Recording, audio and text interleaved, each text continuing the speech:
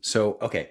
So I saw the photo where you guys had a giant stack of like Mac minis or whatever. So I want to hear like from the very beginning, like you got involved and you set one up. And I've just heard a ton of stuff about this, but I wanted to hear from someone who had set one up, like what the experience like and like what it's doing. Like what did you configure it to do? Yeah, of course. I mean, a lot of people did go out and buy different Mac minis. There's a lot of hardware you can get that doesn't necessarily cost as much.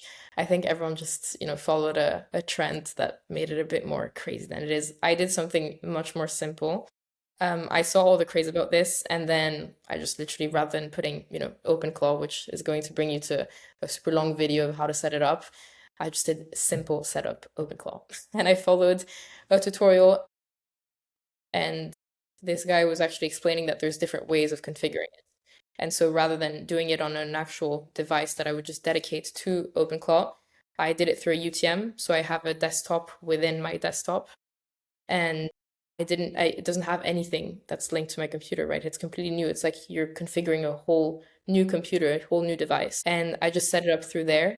I didn't necessarily give it any of my accounts. I gave it new accounts. So yeah, it's, just like a white sheet of paper. And I Hmm. just contextualize it over time, but I don't give it anything personal So it of sounds mine. like you have it completely isolated to rest of your own personal stuff, maybe even like some of your company stuff. Did you purposefully do this, or was this part of the guide, or how did you know how to do that?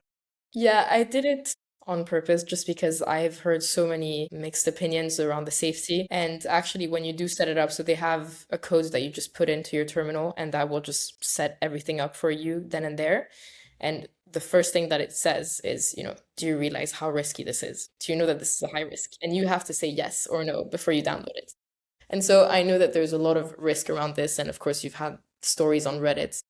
I love Reddit so much. And I love that people, just talk about everything and anything and just these like really raw opinions on it. And someone was saying that, because the Clawbot had context on what this person was working towards, they actually went and bought a masterclass for like, 5 digits on the person's card.